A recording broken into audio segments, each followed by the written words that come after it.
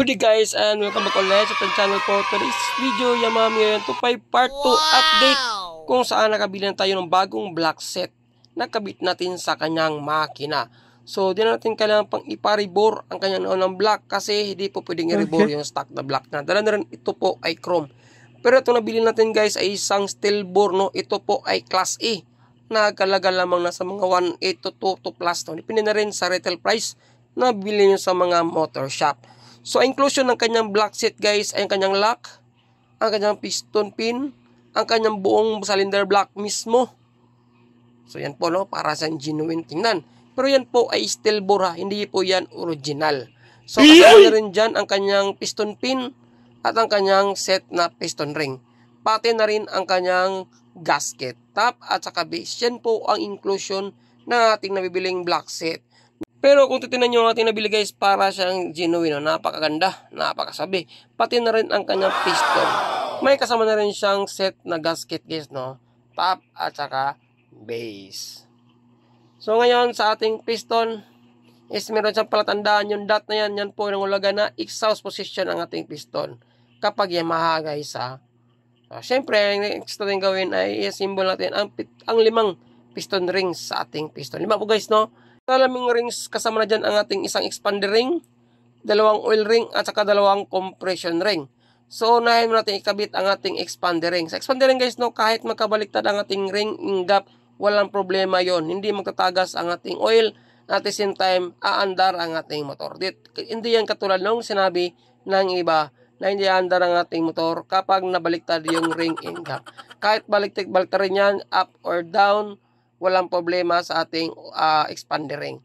So, ang oil ring naman natin guys ay dalawa. Isa sa ilalim ng ating expander ring at isa naman sa ating ibabaw ng ating expander ring. Nangalugan na parang nakasandwich ang ating expander ring sa dalawang oil ring na ilalagay natin. So, next naman is ang kanyang dalawang compression ring. Pagkatapos ating ikabit ang dalawang oil ring at expander ring sa kanyang piston. So, sa engap naman guys, kailangan hindi magkatabi, no? Magkadistansya yan, both ends. Para maiwasang mabilis ang pag-leak ng oil sa ating combustion chamber, naging dahilan kung bakit magkaroon na paunti-unting usok. So, since bago naman yan guys, wala nang dapat pang ikabahala. Importante is, distansya ang ring engap ng ating oil ring, pati na rin ang ating expander ring. Nasa sa inyo niya guys, no? Kung paano nyo siya i-set up. Next, ang ating first compression ring, yan po ay kulay black. Tulad ng ating nakasanayan, yan po ang ating inuunang in-install. Yung first compression ring natin na kulay black. So, kahit magkabaliktad guys, black or puti, kung saan kayo komportable, walang problema dyan. Pero ito yung nakasanayan na tuwing tayo nag-asimbol ng piston rings sa ating piston. Ang importante, yung ring ingap ng ating compression ring, isa sa ibabaw, isa sa ilalim guys. Depende sa inyo kung saan yung inuuna. Ang importante is hindi sila magkatabi. Kasi yung mga rings natin guys, habang tumatagal sa loob ng ating cylinder block o liner o sa kahabaan ng panahon, unti-unti yung umiikot, no, o tumatabi. So, mas maigi is malayo ang kanilang distansya. So, parin sa inyo guys kung anong diskarte na gagawin nyo. Ang importante is maiwasan natin magkaroon ng mabilisang pag-usok sa ating motor. So, nakabit na natin siya ng tama. Yan po ang mga diskarte natin guys. Kung paano natin kinabit ang limang piston rings sa ating piston. Basta ang ring gap, huwag niyong kalimutan, magkadistansya po. Lagi ko yung nire-remind sa mga nagdi-DIY at baguhan pa lang makabit ng piston ring sa kanilang piston. So, ang next ay magbubukas na tayo ng ating piston pin kasi nakabalot pa yan ng cellophane. Makapal po ang kanyang piston pin guys, no? So, next naman ang lock ng ating piston. Maglalagay tayo ng lock sa ating piston guys. So, ito yung pinaka-importante na part, no? Huwag natin kalimutan na maglagay ng lock, both ends. Kapag nakalimutan natin maglagay ng isang lock na yan, asahan nyo guys, masisira ang ating liner, magkaroon nyo ng guhit o hairlines. Isang dahilan kung bakit magkaroon tayo ng usok. Kung sakali mang makalimutan natin maglagay ng isang lock sa ating piston. So, yun, ikabit na natin ang ating lock. So, ang next natin gawin ay siyempre guys, ikabit na natin siya sa kanyang makina.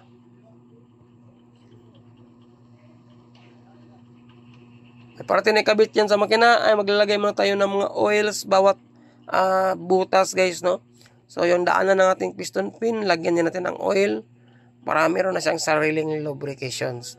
Since tapos na natin yung may kabit ng kanyang lock, so goods na yan. Ang next na lock is yung naikabit na natin siya sa kanyang connecting rod, pati na rin kanyang piston pin. Maglagay natin ng kanting oil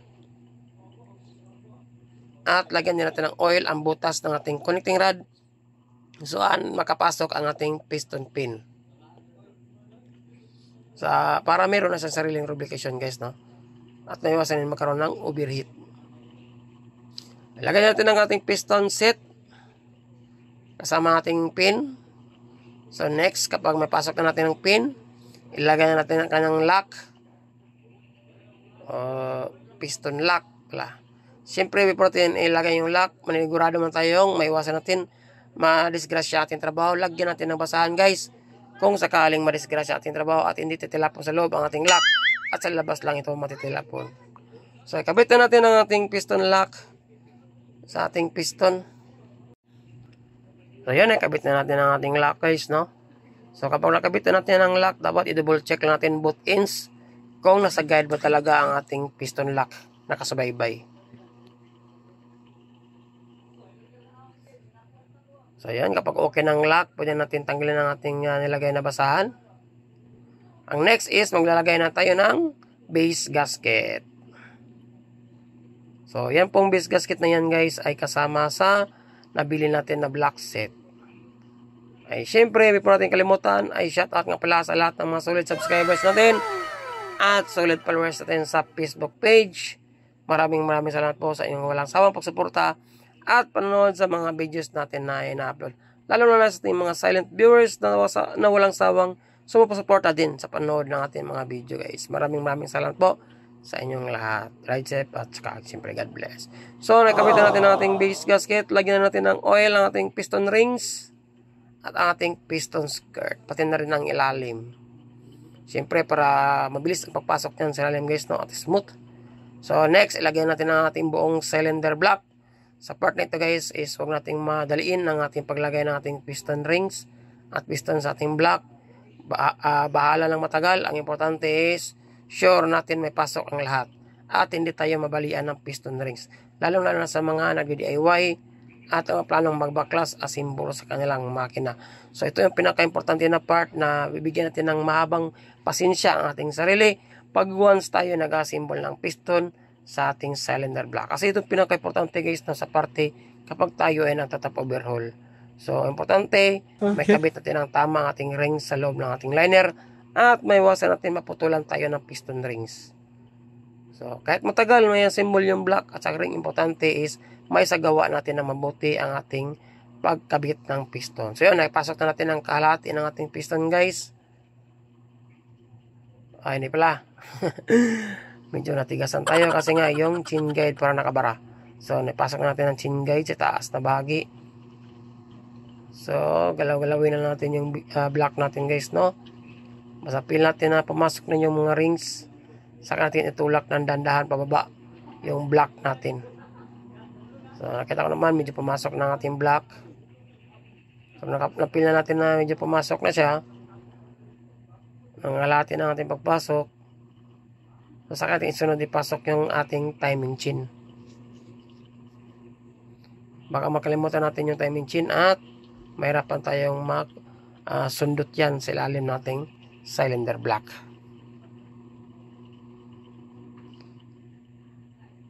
So medyo may katigasan nyo yung piston guys, no? Dala na rin ito ay bago. So ito yung pinaka-importante talaga na may pasok natin ang dandahan ng ating piston. So sundutin natin ang ating timing chain. Itong motor rewashing guys ay nalimutan mag-change oil, no? So parang gamit na gamit ito dahil ito ay ginagamit niya sa araw-araw na pagpasok sa paaralan. Kaya lang dahil sa sobrang busy at siyempre nalimutan na rin mag-PMS, akala niya siguro is hindi maubusan ng langis ang ating makina. So ito yung isa sa mga issue ng M3 kapag umabot na sa mga 3 to 4 years. So may sakit siya na nagbabawas na siya ng langis. Mas may guys, napaka-importante na mag-check every 1,000 km takbo ng ating makina. Kapag may kabit na natin ang ating block guys, huwag nyo kalimutan itap ang piston, no? So yun yung pinaka-importante, no? For automatic, naka-top dead center na rin ng ating magneto at mabilis natin makita yung timing ng ating magneto guys kapag nakatapat na siya sa kanyang arrow sa kanyang makina. So itap natin ang ating piston. So kapag natap na natin yung piston, meron yung sobrang mga langis-langis guys, no? So punasan na natin gamit ang ating basahan. So yun, napakalinis na ng ating trabaho. Kapag naging okay na ang ating pagkabit ng block at malinis na rin ang ating top dead center ng ating piston, ang next natin gawin ay kabit na natin ang ating tensioner tosser. So may dalawa siyang bolt. Ikabit ang ating chain guide at cylinder head guys, ay pasilip ko na sa inyo ang pag-grind ang valve block natin sa kanyang cylinder head. So naglalagay tayo ng grinding compound sa ating mga valvula, no? Coarse at saka fine. So dalawang paraan po ang ating pag-grind guys. Dalawa ang ating ginamit na grinding compound para makuha na talaga natin yung carbon deposit na mo sa ating valvula. Both intake at sa exhaust, no? Kailangan natin siyang i-grind kahit hindi yun nagkaroon ng singaw yung exhaust or intake. Importante is mapapalitan natin siya ng dalawang valve seal.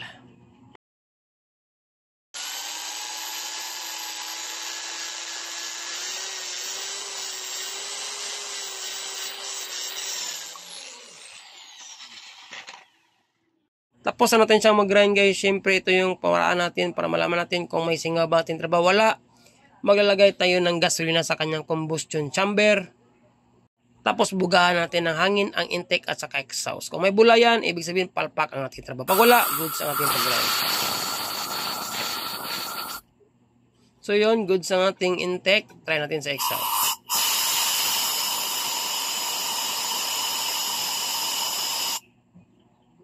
Goods din ang exhaust guys, ibig sabihin maganda ang ating pag-grind at walang singaw na nangyayari sa ating valvula. At pwede natin siyang ikabit sa kanyang makina uli. Ayos. So next ating gawin is ikabit na natin ang kanyang tensioner chain guide. Next, ang kanyang head gasket. Sa head gasket naman, kahit hindi nyo nalagyan ng liquid gasket, pwede na rin, no? Depende na rin sa inyo kung lagyan nyo o hindi. Option lang yan guys, no? Pero much better, lagyan na rin ng kaunting liquid gasket to make sure na matagal ang pagkaroon ng moist o pag-leak sa kanyang cylinder head. Sa akin, hindi ko na siya nalagyan guys, no?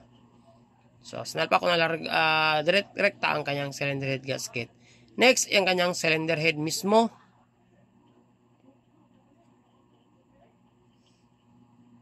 Kabit na natin ang kanyang cylinder head. Malapit na matapos ang trabaho guys. At malaman na natin kung naging okay ang ating pagkabit sa kanyang block at pag-grind natin sa kanyang valvula once mapaandar natin ang kanyang motor.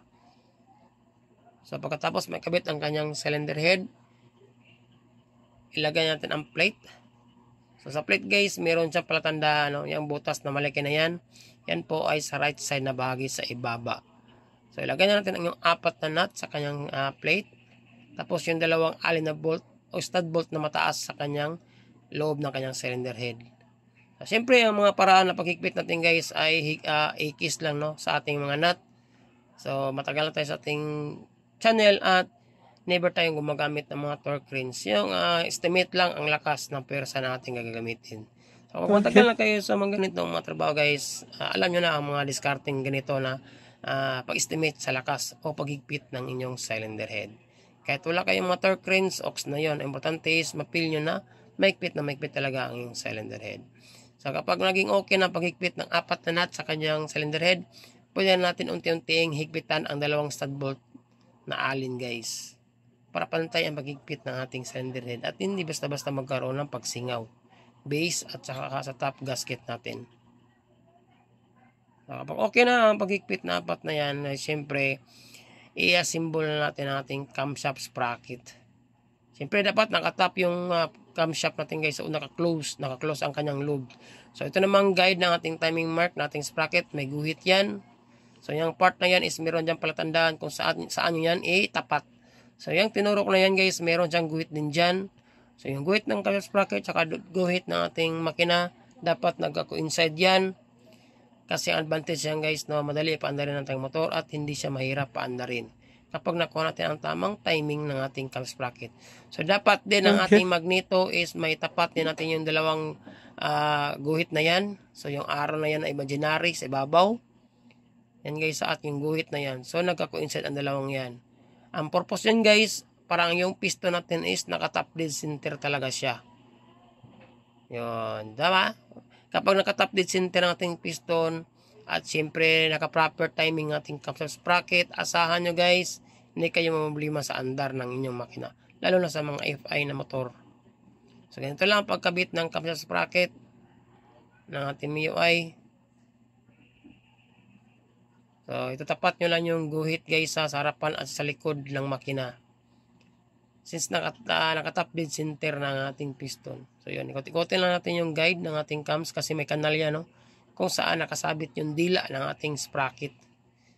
So, kapag nakasabit na ang dila ng ating sprocket, at the same time, tumapat yung guide o timing mark ng ating sprocket at guide din sa ating makina, goods na yun guys.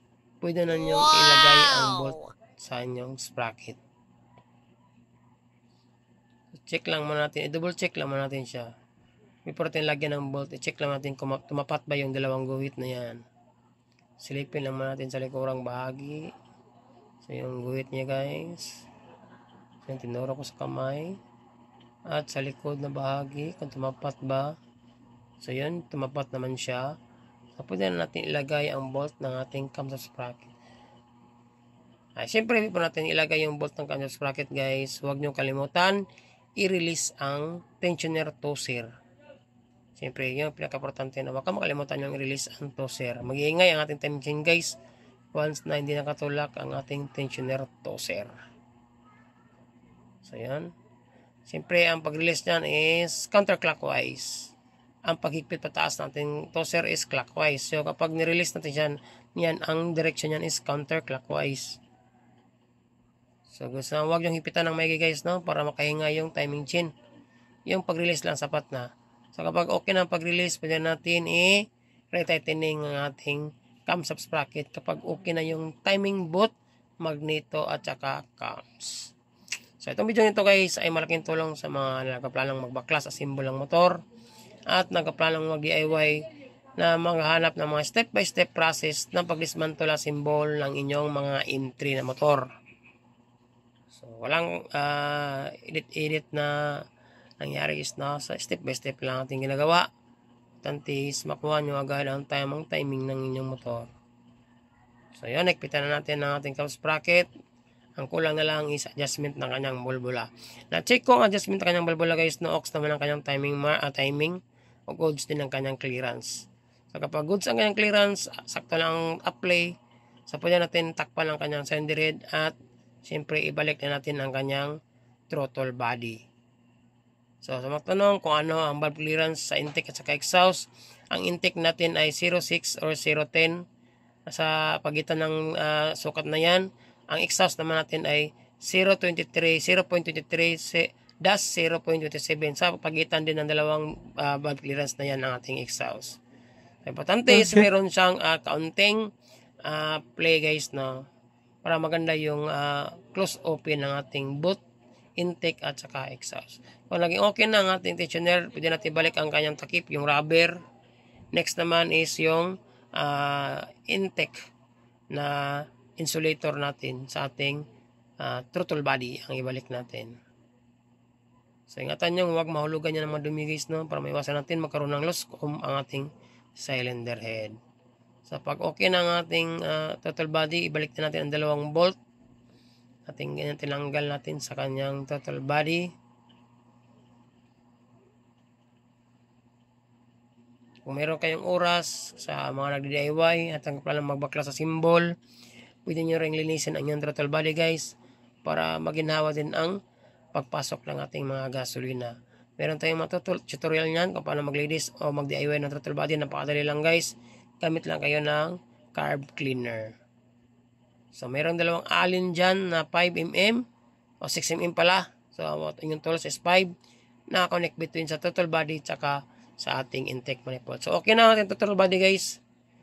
I-check muna natin o i-double check muna natin ang compression ng ating makina. Kung goods na ba ang kanyang compression.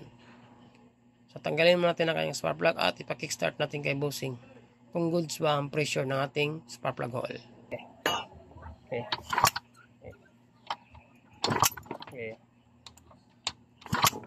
Yun guys, goods naman ang pressure ng kanyang compression. So pwede natin pandarin ang kanyang motor, ibalik na natin ang takip at ilagay na rin natin ang kanyang battery. Lagyan muna natin ng kaunting pampadulas ang rocker arm para hindi siya mag-iingay guys. Once na paandarin natin ang kanyang motor. Ayos.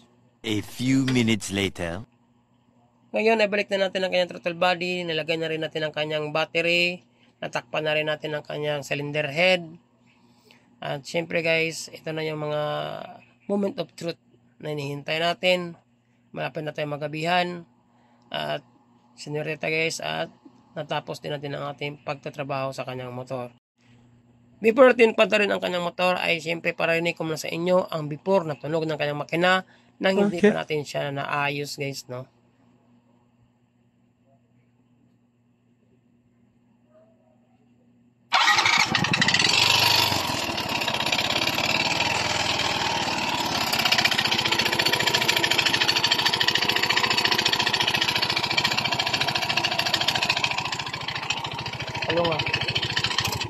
Ito naman ang tunog ng kanyang makina pagkatapos natin mapalitan ng bagong block set.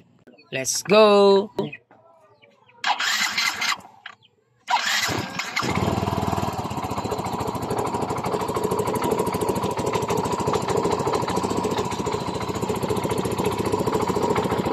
Oh my God! Wow!